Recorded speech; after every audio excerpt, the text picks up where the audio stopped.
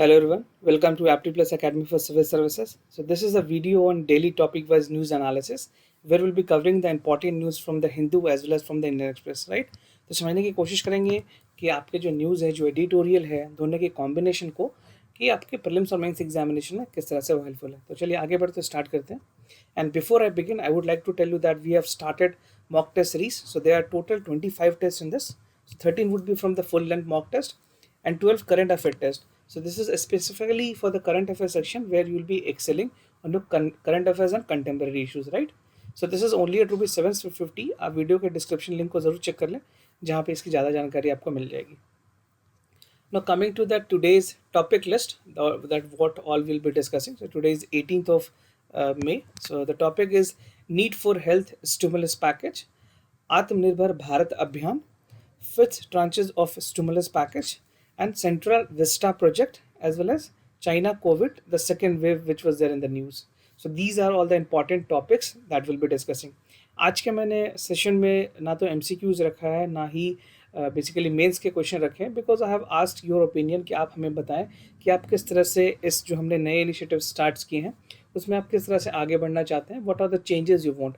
So please suggest your recommendation और ये ज़रूर बताएं क्या आपको क्वेश्चंस कंटिन्यू रखने हैं. डू यू वांट कि I should discuss the MCQs question और जो मेंस के इन डेप्थ एनालिसिस में जो हम क्वेश्चन पूछा करते थे क्या उस तरह पे क्वेश्चंस को कंटिन्यू रखा जाए. तो प्लीज़ अपना ओपिनियन शेयर करें ताकि हमें क्लैरिटी मिले कि what exactly you want. And if not I will be continue with the same series. तो हमें एक बार ज़रूर बताएं कि आपको MCQs चाहिए या फिर जो मेंस के जो क्वेश्चन आंसर्स हैं वो चाहिए. तो प्लीज़ कमेंट सेक्शन में अपने सजेशन ज़रूर दें. Now the first topic that is need for the stimulus package. So this is in the news और ये आप अगर इसके एडिटोरियल में देखना चाहोगे तो आज के हिंदू में भी इस पे एक एडिटोरियल है, right. So the topic for discussion is health stimulus package is the need of the hour, fine. So first thing first, जैसे सेंट्रल गवर्नमेंट ने रिसेंटली 20 लाख करोड़ की जो पैकेज अनाउंस की है उसको अगर एस्टिमेट करें तो हमारे GDP का ऑलमोस्ट 10% जो है उससे आता है, राइट. तो जितनी दी गई है this 20 lakh crore is the constituent of 10% of our total GDP, fine. And जो रिलीफ पैकेज है वो रिस्टोर कर रही है लाइवलीहुड. मिलियंस ऑफ ऐसे माइग्रेंट वर्कर हैं जिनको अपने जॉब्स की लॉस हुई है या जिनको मनरेगा के वेजेस नहीं मिले या जिनको PDS में खाना नहीं मिल पा रहा. तो बहुत सारे सेक्टर्स में सरकार काम कर रही है, अलग अलग ट्रांचेस में स्टिमुलस पैकेज दिए जा रहे हैं ताकि सब सेक्टर को एक प्रॉपर ग्रोथ हो सके और सब सेक्टर की रिकवरी हो सके. बट कुछ सीरियस कंसर्न रेज किए गए हैं इस एडिटोरियल में भी कि जो हेल्थ सेक्टर है वहाँ पे स्टिमुलस पैकेज जो है वो जितनी होनी चाहिए उतनी नहीं है, राइट. तो द मेन कंसर्न है कि जो स्टिमुलस पैकेज है उसको किस तरह से हेल्थ सेक्टर की तरफ ध्यान देते हुए बढ़ाने की ज़रूरत थी. यही हम इस पर डिस्कस करेंगे इस बार के टॉपिक पे. तो अगर रिलीफ फंडिंग की बात करें that must be provided and use to improve the country health infrastructure. As you know कि हमारे कंट्रीज़ की जो हेल्थ इंफ्रास्ट्रक्चर है वो भी काफ़ी अच्छी नहीं, वहाँ पे भी बहुत सारे बॉटल नेक्स हैं, राइट. तो उस पर कैसे अच्छे से काम किए जा सकते हैं ये इस एडिटोरियल में, इस आर्टिकल में, इस टॉपिक में मैं डिस्कस करूँगा आपके साथ. तो why health sector is important. सबसे पहले आपके लिए जानना ये ज़रूरी है कि हेल्थ सेक्टर इंपॉर्टेंट क्यों है. क्योंकि अभी जो रीसेंट पेंडेमिक है, talking about the present pandemic of COVID-19, the focus of low spending on public health has been witness. क्योंकि इंडिया पे पहले भी जो जो परसेंटेज है या जो GDP के परसेंटेज है वो आप आगे बताऊंगा आपको 1.1% के आसपास, क्लोज टू 1.7% के आसपास हम सिर्फ खर्च करते हैं, राइट. तो this is what we expense on our health care sector.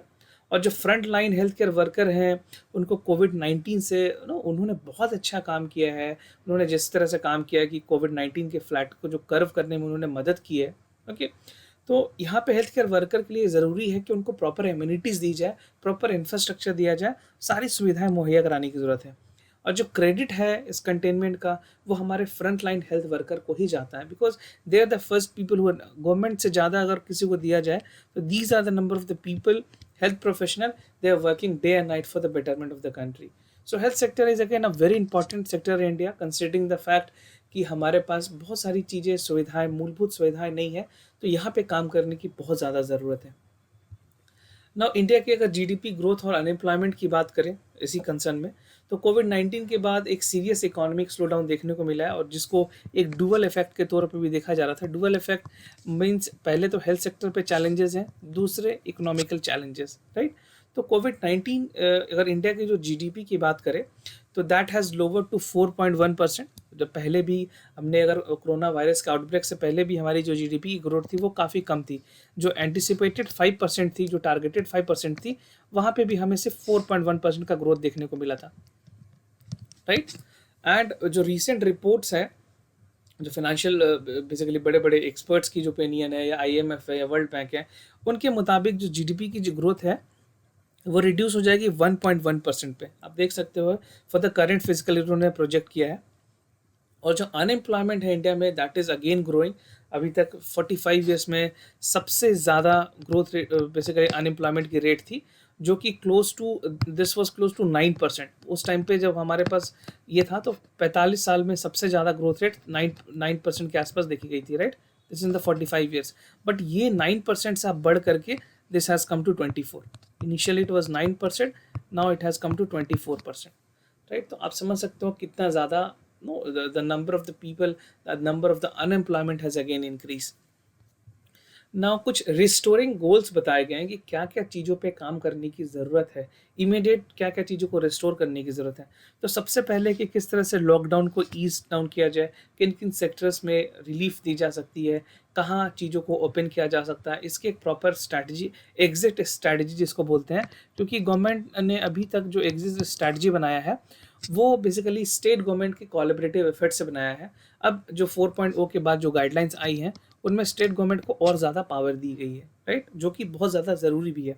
And reviving the economic activities, चाहे वो छोटे एक्टिविटीज़ हो, micro small and medium enterprises हों, राइट, या फिर दूसरे एसएमईज हों, या कोई भी अनऑर्गेनाइज सेक्टर के जो लोग हैं वो कैसे काम कर सकते हैं, वो कैसे अपने आप को प्रॉफिट में ला सकते हैं, ये सारी चीज़ों पर ध्यान देने की ज़रूरत है। एंड रिस्टोरिंग द लाइवलीहुड, जो छोटे रेडी वाले लोग हैं या फिर कोई भी ऐसे लोग हैं जिनका डेली वेजेस पे उनके घर चलती है, उन लोगों को उनके लाइवलीहुड को कैसे रिस्टोर किया जा सकता है। And addressing the concern of hunger and starvation, क्योंकि कई लोग भूख की वजह से भी मर रहे हैं, जो पीडीएस है या ऐसे लोग जो किसी भी गवर्नमेंट एडिट सेंटर्स पे रह रहे हैं या स्कूल में, उनको फिलहाल के लिए रिहेबिलिटेट किया बिकॉज ऑफ कोविड-19, जो माइग्रेंट लेबरर्स थे उनको प्रॉपर खाना मुहैया कराना, या पीडीएस के थ्रू जो दूसरे जगह पे हैं उनको प्रॉपर फूड ग्रेन की सप्लाई दी जानी चाहिए, right. And stimulus for small and medium enterprises, जो मैंने आपको बताया, micro small and medium enterprises, यहाँ पे इसके लिए स्टिमुलस की जरूरत है। And enhancing the farm income, तो गवर्नमेंट ने सबसे पहले जो चीज़ों पे रिस्ट्रिक्शन हटाया था वो एग्रीकल्चर एक्टिविटीज़ पे था। तो अभी भी ज़रूरी है कि इनको लॉजिस्टिक सपोर्ट्स दिया जाए, इनके जो प्रोडक्ट्स प्रोड्यूस है, जो फार्म प्रोड्यूस है, वो मार्केट तक सेल हो सकें। तो सारी लॉजिस्टिक सपोर्ट देने की ज़रूरत है ताकि जो फार्म की जो इनकम है वो बढ़ाई जा सके। और ऑलरेडी इससे पहले मैं आपको यहाँ पे याद करा दूँ कि गवर्नमेंट ने 2020 तक ये कहा था कि हम लोग जो फार्म इनकम है उसको डबल करेंगे, will be doubling the farming income. But अभी कोविड-19 है तो मुझे लगता है कि this will go again to 2025, उससे पहले ये अचीव करना बहुत ही टफ होगा। नाउ स्ट्रेंथिंग पब्लिक हेल्थ, जो इस पूरे एडिटोरियल की थीम है, हमारे जो टॉपिक की जो पूरी थीम है कि कैसे स्ट्रेंथन करने की ज़रूरत है। तो कोविड-19 की पेंडेमिक है वो एक इस तरह का क्रिटिकल हेल्थ केयर सेक्टर के बारे में जिक्र करती है जहाँ पे हमारी पब्लिक हेल्थ केयर सेक्टर बहुत ही ज़्यादा अच्छी नहीं है। और प्रेजेंट में जो स्पेंडिंग है वो सिर्फ 1.15% ऑफ जीडीपी है, राइट। और इसको बढ़ा करके बात की गई थी कि ऑलमोस्ट 5% ऑफ जीडीपी कर देनी चाहिए। बट अगेन लेट्स सी कि कितना ज़्यादा एक्सपेंसेस बढ़ सकता है, बिकॉज अभी जो गवर्नमेंट ने स्टिमुलस पैकेज दिया है वो भी काफ़ी ज़्यादा नहीं है।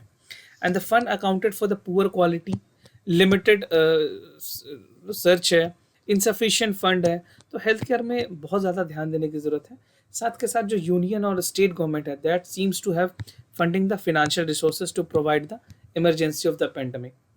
और अभी के टाइम में अगर बात करें, जो सबसे बड़ी ट्रुथ है पेंडेमिक की, कि जो बहुत सारे जो प्राइवेट हॉस्पिटल्स हैं, राइट, उन्होंने बहुत हद तक कंट्रीब्यूट नहीं किया है। जबकि उनका जो साइज़ है, जो प्राइवेट हॉस्पिटल्स आप देखोगे किसी भी मेट्रोपॉलिटन टीयर 2 सिटीज़ में या छोटे शहरों में, उनकी नंबर काफ़ी ज़्यादा है। अगर एक डेटा के मुताबिक समझने की कोशिश करें तो जो प्राइवेट हॉस्पिटल है वो अकाउंट करते हैं जो टोटल हॉस्पिटल भी हैं किसी भी शहर में, उसके 93%, मतलब सिर्फ यहाँ पे 7% ऐसे चीज़ हैं जो गवर्नमेंट हॉस्पिटल्स हैं, राइट, जो पब्लिक हॉस्पिटल्स हैं। और जो टोटल 100% बेड में 64% बेड इन प्राइवेट हॉस्पिटल वालों के पास है, और 80 to 85% जो डॉक्टर्स हैं वो प्राइवेट हॉस्पिटल के पास है। बट इनका जो कंट्रीब्यूशन है, only few private player have come forward to support, with the government, right. तो बहुत सारे स्टेट्स में गवर्नमेंट ने ऑलरेडी एक्शंस लिए हैं और हॉस्पिटल्स को कहा है कि नाउ जब तक ये पेंडेमिक चल रही है तब तक स्टेट गवर्नमेंट की जो अथॉरिटीज़ है वो रेगुलेट करेगी, प्राइस डिसाइड करेगी कि कैसे किस इलाज के लिए कितने प्राइस डिसाइड करने हैं, right. So this is what the central government has taken a stringent action, और जो कि काफ़ी ज़रूरी है, because this is not the right time कि जहाँ पे प्रॉफिट मेकिंग की जाए। ज़रूरत ये है कि लोगों का जान बचाया जा सके और जो हमारा हेल्थ केयर सिस्टम है उसका ज़्यादा से ज़्यादा बेनिफिट लोगों तक पहुँच सके। ना क्या वे फॉरवर्ड है, इस टाइम पे ज़रूरी है कि एक अपॉर्चुनिटी की जाए, एक ऐसी इन्वेस्टमेंट की जाए जहाँ पे यूनिवर्सल हेल्थ कवरेज को प्रमोट किया जाए। यूनिवर्सल हेल्थ कवरेज बहुत ही ज़रूरी है, क्योंकि अभी भी इंडिया में ऐसे कई लोग हैं जो हेल्थ केयर पे ज़्यादा ध्यान नहीं देते हैं। आउट ऑफ द पॉकेट जो एक्सपेंसेस हैं वो लोग नहीं करते हैं, बिकॉज सेविंग बहुत कम है, right. And nearly every country in the world has achieved anything like UHC. जो बहुत सारे जो बड़े कंट्रीज़ हैं या डेवलपिंग कंट्रीज़ ने भी यूनिवर्सल हेल्थ कवरेज को पा लिया है, they have achieve the success, but India is still struggling with their primary health care. और अभी अगर रिसेंटली बात करें जैसे हेल्थ इन्वेस्टमेंट प्लान के तौर पे, तो गवर्नमेंट ने जो स्टिमुलस पैकेजेस दिए हैं वो बहुत ज़्यादा नहीं है और उसको कैसे बढ़ाया जा सके, right. It is the need of the hour कि भाई आप जो स्टिमुलस पैकेज दे रहे हैं उसको और ज़्यादा करने की ज़रूरत है हेल्थ सेक्टर पे। And at least 1% of the GDP that is out of the stimulus package should be earmarked as improving the country health infrastructure in strengthening the health services and delivery। तो ये बात की जितनी भी अभी पैकेजेस मिली है उसमें 1% के आसपास देने की ज़रूरत है या उससे ज़्यादा देने की ज़रूरत है। एंड ओवरऑल इसकी जो इंक्रीजमेंट है उसको 4 to 5% रखनी चाहिए टोटल जीडीपी की, ताकि हमारा एक रोबोस्ट हेल्थ केयर सिस्टम बन सके, right. Now moving to the other important topic, that is Atmanirbhar Bharat अभियान। तो इससे रिलेटेड जो आपको एडिटोरियल आज के न्यूज़पेपर में मिलेंगे वो इंडियन एक्सप्रेस में मिलेंगे, दैट इज़ टुवर्ड्स स्वराज। तो इसमें बात की गई है आत्मनिर्भर भारत के बारे में, अभियान के बारे में। आत्मनिर्भर भारत अभियान एक पॉलिसी रिसेंटली अनाउंस की गई थी। बेसिकली प्राइम मिनिस्टर ने जो 20 लाख करोड़ रुपीज़ की जो पैकेजेस दी थी उसमें ये सारी चीज़ों की बातें रखी गई थी कि आत्मनिर्भर अभियान जो है एक स्ट्रॉन्ग फाउंडेशन होगा जो कि रेस करेगा इंडिविजुअल की पर कैटाई ऑफ द जीडीपी, राइट। तो इंडिया की अगर जीडीपी स्टोरी की अगर बात करें तो इंडिया ने 2-3 कंट्रीज़ को छोड़ा है, जैसे यूनाइटेड किंगडम को 2 ईयर्स अगो हमने अचीव, उससे ज़्यादा हमने जीडीपी में ग्रोथ की। फ्रांस से हमने ज़्यादा ग्रोथ किया, जर्मनी और जापान से भी हमने ज़्यादा ग्रोथ किया in the next 5 year. But हमारे से सिर्फ जो आगे कंट्रीज़ हैं वो है America and China, right. But our जो पर कैटाइज जीडीपी है दैट इज़ एम्बैरेसिंग, ये हमारा बहुत अच्छा नहीं है। वंस अगर कोरिया की बात करें 1960 में या फिर चाइना की 1970 में, उन्होंने basically, but today they are in 138 countries ahead of us, right. तो हमारे से 138 कंट्रीज़ भी आगे हैं, हमने सिर्फ बहुत कम ही लिमिटेड कंट्रीज से हम आगे हैं। पर ज़रूरी है कि हम कुछ और अच्छा कर सकें ताकि जो हमारा लेवल है, जो हमारे जीडीपी की जो ग्रोथ स्टोरी है वो और सक्सेसफुल हो सके ना। कोविड-19 की अगर बात करें तो लॉकडाउन जो है वो एक्सपोज करती है पर कैटाइज GDP, and it is more important for our citizen than total GDP. So this is again a very important point. Now focus on the Swaraj ideology. बात की गई है जिस तरह से महात्मा गांधी की जो स्वराज की आइडियोलॉजी थी उसको कैसे अडॉप्ट कर सकते हैं। तो जो आत्मनिर्भर भारत अभियान है एक पॉलिसी है towards moving the Gandhi ji vision, जो गांधी जी की विजन है टुवर्ड्स सेल्फ रिलायंस, उसके तरफ, या रिकॉग्नाइजिंग द पॉवर्टी, जो पॉवर्टी की वजह से जो वर्स्ट फॉर्म ऑफ वायलेंस देखने को मिल रहा है उसको कैसे ख़त्म किया जा सकता है। तो एक हिस्टोरियन है रामचंद्र गुहा, इसकी आपने बहुत सारे बुक्स पढ़े होंगे मॉडर्न हिस्ट्री से रिलेटेड। अगर आपने सिविल सर्विसेज में बेसिकली मॉडर्न इंडिया मीन्स दिया होगा तो इनकी बुक काफ़ी इंपॉर्टेंट होती है। तो इन्होंने सजेस्ट किया था कि स्वराज एक सिग्नल है। गांधी जी ने जो स्वराज का मीनिंग बताया था that is self rule, swaraj, right. And our collective effort should be swaraj. अभी तक ये चीज़ों को इकोनॉमी में इंडिविजुअल इकोनॉमिक सेंट्रिक करने की ज़रूरत है, ताकि जो इनएडुकेट फॉर्मलाइजेशन है, इंडस्ट्रियलाइजेशन है, अर्बनाइजेशन है, फिनेंशलाइजेशन है और स्किलिंग है, इसके तरफ बढ़ाया जा सके। और प्राइम मिनिस्टर ने भी खुद कहा कि हमें वोकल होने की ज़रूरत है, ताकि जो डोमेस्टिक यूजेस, जो डोमेस्टिक मैन्युफैक्चरिंग उसकी कंजप्शंस हो। और इसी क्रम में basically ministry of home affair ने क्या किया था, जितने भी सेंट्रल गवर्नमेंट के जो पैरामिलिट्री फोर्स हैं उनके जितने कैंटीन्स हैं, ओके, उसके सारे कैंटीन्स में बेसिकली जो डोमेस्टिक प्रोड्यूस्ड हैं वही सारी चीज़ों को सेल की जाएगी, राइट। नाउ आत्मनिर्भर भारत अभियान एक पैकेज डिस्ट्रीब्यूशन के अगर तौर पे देखें तो बेसिकली एग्रीकल्चर के लिए 1.63 लाख करोड़ दिए गए, जहाँ पे इंफ्रास्ट्रक्चर, फिशरीज, एनिमल हस्बेंड्री के लिए सारे पैसे दिए गए हैं। जो एनबीएफसीज हैं वहाँ लिक्विडिटी लाने के लिए 5.94 करोड़ रुपीज़ दिए गए हैं। उसमें फाइनेंशियल कंपनीज भी होंगे और पावर डिस्कॉम्स भी होंगे। जो माइग्रेंट लेबरर्स हैं उनको लिए रिलीफ पैकेज के लिए 3.6 लाख करोड़ रुपीज़ दिए गए हैं, जहाँ पे Kisan credit card, farm working capital और अफोर्डेबल हाउसिंग को प्रोवाइड की जाने की बात की गई है। और जो वेलफेयर एंड हेल्थ स्कीम है यहाँ पे सिर्फ 1.8 लाख करोड़ रुपीज़ दिए गए हैं। ये इंक्लूड करते हैं pensionary benefits, MNREGA, emergency health response and other financial and food security. और अगर आरबीआई की लिक्विडिटी की बात करें तो आरबीआई ने 5.24 करोड़ रुपीज़ के आसपास मार्केट में लिक्विडिटी लाने की कोशिश की है through targeted long term repo operation. वहाँ पे आरबीआई ने सीआरआर, जो कैश रिजर्व रेशियो है, उसको कट किया। कैश रिजर्व रेशियो कट करने से ये होगा कि जो बैंक हैं उनके पास लिक्विडिटी बढ़ेगी, उनको कम रिजर्व रखना होगा अपने पास, राइट। तो मार्केट में लिक्विडिटी ज़्यादा होगी। मार्जिनल स्टैंडिंग फैसिलिटीज़ है उसकी लिमिट्स इंक्रीज कर दी गई है। रिफाइनेंसिंग फैसिलिटीज़ और म्यूचुअल फंड स्पेशल लिक्विडिटी की फैसिलिटी को भी बढ़ाया गया है, राइट। ना बात करें कुछ अनफिनिश्ड गोल है जो हमारी आत्मनिर्भर भारत अभियान है, उसमें कुछ ऐसी गोल है जिन पे ध्यान नहीं दिया गया है और जिन पे ध्यान देना चाहिए। तो इसको 2.0 का नाम दिया गया कि अगर नेक्स्ट कोई इस तरह से आत्मनिर्भर अभियान आता है, कोई स्कीम आती है, तो उस पर इन सारी चीज़ों पे ध्यान देने की ज़रूरत है। सबसे पहले जो सिविल सर्विसेज है उस पर रिफॉर्म करने की ज़रूरत है, जिसको steel frame of has become a steel set, steel frame of India के नाम से जो जानी जाती थी, उस पर रिफॉर्म करने की ज़रूरत है। और गवर्नमेंट को ये देखने की ज़रूरत है कि जो गवर्नमेंट रिफॉर्म है, जैसे दिल्ली में 57 मिनिस्टर्स की ज़रूरत नहीं है, और उस 57 मिनिस्टर्स के लिए 250 सेक्रेटरीज रैंक के लोग होते हैं जो उनके साथ एसोसिएटेड होते हैं, जो पीएस होते हैं या फिर उनके पर्सनल असिस्टेंट होते हैं। तो उस सारे चीज़ों को भी यहाँ पे कम किया जा सकता है। फिनेंशियल रिफॉर्म की ज़रूरत है ताकि सस्टेनेबल क्रेडिट मिल सके जीडीपी को, और 50% to the 100%, right. Urban reform जहाँ पे 100 सिटीज़ और more than million of cities other than 52, fine. और अगर एजुकेशनल रिफॉर्म्स की बात करें तो अभी ज़रूरत है कि जो प्रॉपर बिल्डिंग है, जो ना बेसिकली जो एमिनिटीज़ होनी चाहिए, इंफ्रास्ट्रक्चर वाइज जो डेवलपमेंट होनी चाहिए, उस पर ध्यान देने की ज़रूरत है। स्किल रिफॉर्म पे सरकार ने जो एनएसडीसी है उसकी डेवलपमेंट की थी, बट वहाँ पे जो रिजल्ट है बहुत ज़्यादा अच्छे नहीं है। और लेबर रिफॉर्म की बात करें तो जो हमारे हैंडीकैप्ड लोग हैं, जो लेबरर्स हैं, उन पे ध्यान देने की ज़रूरत है ताकि उनको प्रॉपर सपोर्ट मिल सके, एक गवर्नमेंट से एक बैकिंग मिल सके सोशल सिक्योरिटी को लेकर के, राइट। ना बढ़ते हैं अपने अलग टॉपिक की तरफ, that is fifth tranches of the stimulus package. जो फिफ्थ अभी जो लास्ट है, so this is the last package which government has provided. इसके बाद जो 20 लाख करोड़ रुपीज़ की जो पैकेजेस थी उसमें ये लास्ट पैकेज है, राइट। सो सेंट्रल गवर्नमेंट ने नेशनल वाइड लॉकडाउन जो सबसे पहले इम्पोज किया था 24 मार्च को किया था, उसके बाद फिर चीज़ें बढ़ी और रिसेंट में अभी 31 मई तक लॉकडाउन को बढ़ा दिया गया। तो मिनिस्ट्री ऑफ होम अफेयर ने फ्रेश गाइडलाइन दी है जहाँ पे बहुत सारी चीज़ों का अलाउ किया। मैं आपको आगे पिक्चर में बताऊंगा किस तरह से स्टेट बस मूवमेंट को बेसिकली अलाउ की गई है। कुछ जोन्स में बार्बर शॉप और सैलून्स को भी ओपन करने की परमिशन दी गई है लिमिटेड ग्रीन जोन्स में, राइट।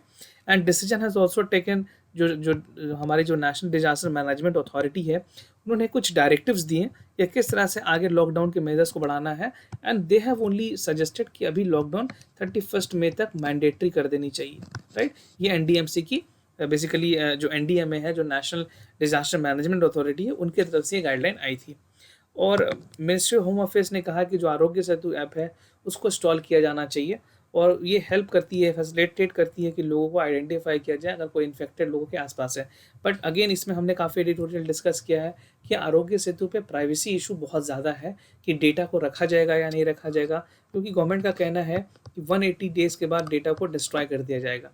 तो दे वॉन्ट कि 180 डेज़ भी सरकार क्या करेगी। So that is the another course of debate. अगर आप हमारे एडिटोरियल बेसिकली न्यूज़ को कंटिन्यूसली फॉलो कर रहे हैं तो आपने ये टॉपिक को अच्छे से समझ लिया होगा। तो आप देखते हैं क्या क्या चीज़ें बेसिकली जो फाइनल डोज में दी गई है। So this is the final dose and the fifth. तो यहाँ जो public spending to be increased on health and wellness, ठीक है। और जो इन्फेक्शियस डिजीज़ है, हॉस्पिटल पब्लिक हेल्थ लैब्स हैं to be set up in all districts, right, ताकि ज़्यादा से ज़्यादा इन्फेक्शन को हम लोग ट्रेस कर सके और टेस्टिंग कर सके ज़्यादा से ज़्यादा लोगों की। अगर डिसइन्वेस्टमेंट की बात की जाए, जो पब्लिक सेक्टर फर्म्स है या जो नॉन स्ट्रैटेजिक सेक्टर्स है उनको प्राइवेटाइज किया जाए, और no more then 4 public sector under going remain strategy sector to be notified soon, सिर्फ 4 के आसपास करने की बात की गई है। और स्टेट की जो बोरिंग सीलिंग है फ्रॉम 6.4 लाख करोड़ रुपीज़, तो 3% के आसपास है to 10 lakh crore rupees, right. और ओनली अगर क्वार्टर की बात करें तो this is unconditional, rest are like to reform to be specified. और अगर जो अनएम्प्लॉयमेंट है, जिसमें आपको बताया मनरेगा की जो एलोकेशन है, उसमें गवर्नमेंट ने 40,000 करोड़ रुपीज़ दिए हैं to fund 300 crore per day person, ताकि ज़्यादा से ज़्यादा लोगों का पार्टिसिपेशन हो सके। और ये एम कर रही है जो माइग्रेंट लोग हैं जो वापस चले गए हैं, उनको इनकम को इंश्योर किया जा सके, वो जहाँ पे हैं वहीं पे उनको काम मिल सके। और फ्रेश इंडस्ट्रीज़ में प्रोसीडिंग्स की जा रही है। द सस्पेंडेड जो थे काफ़ी, जिनको नो हाइक चाहिए थी, या जो लोन साइज़ थी जो 1 लाख से बढ़ा करके अब 1 करोड़ रुपए तक की कर दी गई है। Now they will be getting more financially sound, ताकि वो ज़्यादा से ज़्यादा अपने एक्टिविटीज़ में इन्वॉल्व हो सकें। और कोविड-19 रिलेटेड जो डेट है, that is again triggering default, तो यहाँ list is again I directly. तो सरकार की ये भी कोशिश है कि जो हमारे छोटे लघु उद्योग हैं, उस पे कैसे ज़्यादा फोकस किया जा सके, और उनको एक हमारे जो मेक इन इंडिया के जो इनिशिएटिव्स हैं, उनके तरफ कैसे उनका योगदान ज़्यादा से ज़्यादा हो सके, right. Now coming to the other topic, that is Central Vista project. This is again very relevant topic, and this is also in the news. You can find this news in the Hindu. So 6 farmer bureaucrats जो हैं, उन्होंने open letter लिखा prime minister को और ministry of जो हमारे urban affairs है हरदीप पुरी को। तो उन्होंने बताया कि जो सेंट्रल विस्टा का प्रोजेक्ट है, जो न्यू पार्लियामेंट बननी है, जो राजपथ वाली जो एरिया है, अगर आप में से किसी दिल्ली ने को देखा है, उस एरिया का अगर आपने घूमा है तो आपको ये पता होगा। तो यहाँ पे ये चीज़ों को कंस्ट्रक्शन के लिए रोका गया है केंद्र सरकार को ना। दे हैव सजेस्टेड कि इस तरह के डिसीजन को अभी फ़िलहाल कोविड-19 को ध्यान में रखते हुए रोक देना चाहिए, and later sides the environmental concern और पेंडेमिक के जो एक्सपेंसेस हैं उसको वहाँ पे यूटिलाइज़ किया जाना चाहिए। तो गवर्नमेंट ने 20,000 करोड़ के आसपास यहाँ पे देने की बात की थी।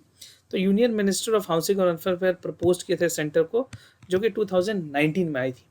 अब आपके लिए जानना ज़रूरी है कि आप देखो, ये दिल्ली का जो एरिया है, यहाँ से इस एरिया को यहाँ तक, यहाँ पे राष्ट्रपति भवन है। This is the stretch of 2.5 kilometres. मैं आपको बता देता हूँ, this is a stretch of 2.5 kilometres, right.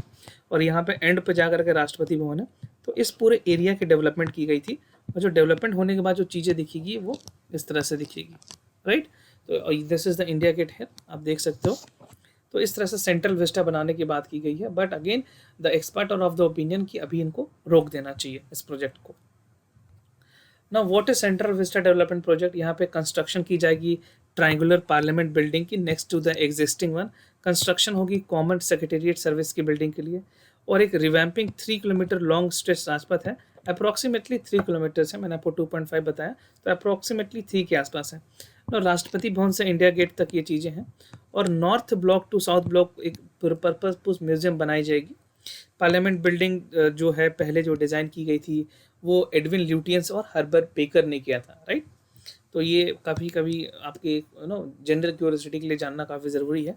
और सिर्फ राष्ट्रपति भवन की जो स्पेशल डिज़ाइन है उसको सर एडविन ल्यूटियन ने ही डिज़ाइन किया है। और जो सेक्रेटेरिएट है नॉर्थ ब्लॉक और साउथ ब्लॉक हैं, जहाँ पे सारे मिनिस्ट्रीज़ हैं, मिनिस्टर बैठते हैं, उसकी जो डिज़ाइन है वो हर्बर्ट बेकर ने की थी, राइट। ना बढ़ते हैं अपने अलग टॉपिक की तरफ। चाइना कोविड-19 सेकेंड वेव के बारे में बात की गई। ये आपको हिंदू के इंटरनेशनल सेक्शन में ये न्यूज़ मिल जाएगी। तो क्या न्यूज़ेज़ हैं वो आपको बताता हूँ। रिसेंटली कुछ एक्सपर्ट ने वार्न किया है कि सेकेंड वेव आ सकती है, और जो मेनलैंड चाइना है वहाँ पे कुछ कंफर्म केसेस आए हैं मई में 16 में, जहाँ पे 8 प्रीवियस डे में बहुत सारे केसेस को रिपोर्ट किए गए थे। 8 से ज़्यादा लोग basically toll has increase to 80 और 90। तो जो नेशनल हेल्थ कमीशन है उनके हिसाब से, उनके हवाले से ये बातें कही गई है। और जो मेजॉरिटी ऑफ चाइनीज़ हैं they are moving susceptible to the कोविड-19 इन्फेक्शन, क्योंकि वहाँ पे लोगों का इन्फेक्शन होना इस वजह से ज़्यादा है कि लोगों की इम्यूनिटी नहीं है। इंडिया में थोड़ी चीज़ें कंट्रोल इस वजह से क्योंकि यहाँ पे यूथ पॉपुलेशन ज़्यादा है, राइट। और चाइना में जो इम्यूनिटी लेवल होनी चाहिए वो थोड़ी कम है कंपेयर टू इंडियन। तो इस वजह से वहाँ पे इन्फेक्शन अगेन रिवाइव की है। And 2 and 5 confirmed cases have so far been reported. Infection daily basis पे ये कर रही है, and 3 were locally transmitted in the north east city of the जिलिन। तो जिलिन एक शहर है वहाँ पे, मैं आपको मैप के थ्रू ये चीज़ क्लियर कर दूँ। आप देख सकते हो this is the Jilin provinces, basically Russia और नॉर्थ कोरिया के से बॉर्डर में आसपास में ये चीज़ें हैं। This is the largest city of the Jilin provinces border with the North Korea and Russia. So ये अगेन आपके प्रीलिम्स पॉइंट ऑफ व्यू से भी काफ़ी इंपॉर्टेंट है, ये प्लेस को आप ध्यान रखना। दिस इज टेम्पोरली सस्पेंडेड, जो पैसेंजर सर्विसेज हैं उनको प्रॉपर सस्पेंड कर दिया गया है फ्रॉम वेडनेसडे, लास्ट वेडनेसडे से ही। और जो रेसिडेंट हैं उनको ये एडवाइस की गई है कि वो शहर ना छोड़ें, और वो कहीं भी अगर जाते हैं तो अपने आप को कोरोना नेगेटिव का जो रिपोर्ट है वो गवर्नमेंट को सबमिट करना होगा, then only they can travel, right. So these are the important news, and do not forget to like this video, subscribe our Apti Plus Academy for Civil Services। और मुझे पूरा आशा है कि आप हमें कमेंट के जरिए सुझाव देंगे कि जो मेंस के क्वेश्चन है या जो MCQs के क्वेश्चन है उसको कंटिन्यू किया जाए या नहीं किया जाए, तो ज़रूर हमें बताएं। Will be more than happy to assist you, right. And for time being I am signing off, wish you all the best, stay home, stay safe, thank you.